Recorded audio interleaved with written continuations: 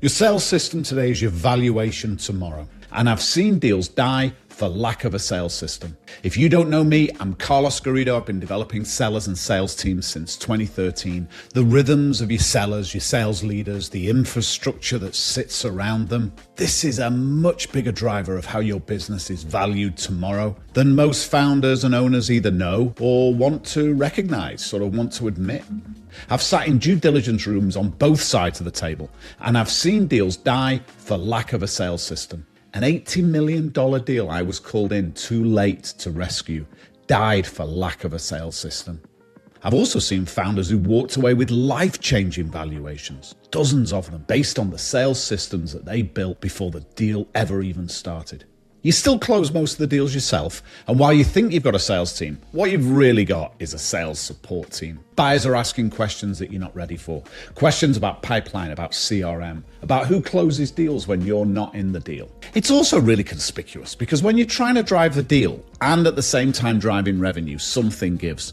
Deals are distracting, and revenue dropping off during a live transaction, that's a strong signal. It's the fastest way to kill a deal. One of the strongest signals a buyer uses to assess a business is this. Revenue grows while the deal is underway. Does the company continue to grow through the distraction of the deal itself? It's the acid test. Most founders don't connect their sales function to valuation. Revenue for sure, but the system? They think valuation is a finance issue. But what does a sophisticated buyer actually see when they look at your revenue? They know they're looking at the past, but they're buying the future. So we should understand how these are connected. Buyers don't pay for last year. They use last year as a proxy.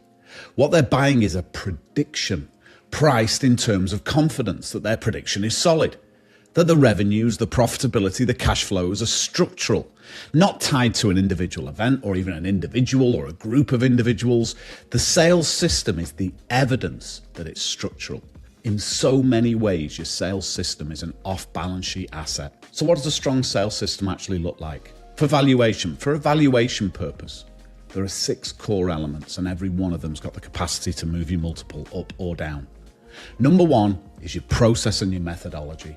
A defined, repeatable sales process that exists independently of any individual on the team. When a buyer asks how deals get closed and the answer is it depends on who's selling, that's a discount. But when the answer is a clear methodology with documented stages, conversion rates, decision criteria, that's an increase in multiple. Element 2 is your tech stack, your technology stack. Well, what we're really looking for here is a fit-for-purpose CRM. Now, what does fit for purpose mean? It's not a spreadsheet. So you don't want a spreadsheet, but you also don't want an instance of Salesforce that could guide the International Space Station. You want a solid journeyman stand-up CRM, and you want it to be used consistently. You want data that's clean, current, meaningful. A buyer who pulls up your pipeline report and sees garbage data, incomplete records, stale deals, no activity history, no customer segmentation, well, they see a business that doesn't know what it's doing. But a buyer who pulls up a pipeline with velocity metrics, weighted forecasts, and clear stage definitions, they see a business they can model. They see history mapping to future. They reduce the risk and increase the value. Number 3 is a talent engine. How do you find, develop, and retain sales talent? Your onboarding process, your ramp time, which, by the way, anything over 9 months, to profitability, you've got a scalability problem.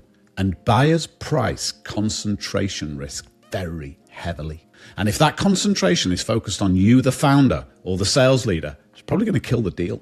Number 4 is leadership rhythms. Your sales cadence, your pipeline reviews, your coaching rhythms, the forecast calls, the commit calls. Basically, all the disciplines of how the sales function is led tells a buyer whether this thing runs or whether it drifts. Number 5 is predictability. Here's an important question. Can you tell me with genuine confidence what next quarter looks like from a revenue and an EBIT and a margin point of view? Buyers pay a premium for businesses they can predict, and they discount businesses they can't. You demonstrate predictability through reporting, and that is so valuable to a buyer. The monthly data that's captured on past and on future results, you capture that, the future forecast monthly, and you report it as you would if you were held by the world's leading private equity portfolios. That's the key. Number 6 element is enablement. How does your team get better? What's the training you offer? What are the skills development, the playbooks, the competitive intelligence, the battle cards? A sales team that's been invested in signals a business that takes revenue seriously. A sales team that's been left to figure it out signals a business that got lucky.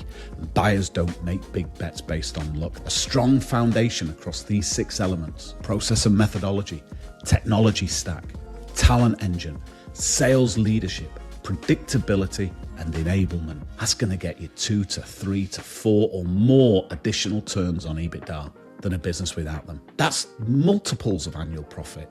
That could be 50 to 100% of the deal value, created or evaporated based on the strength of your revenue function. Your fix isn't hiring more salespeople. Build a system that doesn't need you to close every deal. The panicker with a deal in motion. It's not too late. The questions the buyers are asking about CRM and pipeline, those aren't compliance questions, they're valuation questions. They're framed as compliance questions, they're valuation questions. Build the system before that deal, not during it.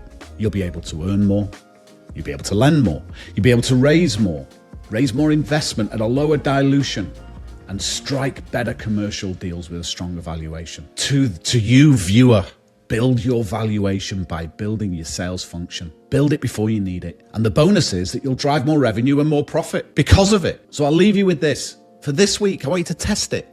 Pull up your pipeline and look at your last 3 quarters of data and ask yourself, can you predict, based on that, the next quarter with genuine confidence? Can your sales manager? If the answer is no or uncertain or it depends, you now know where to start.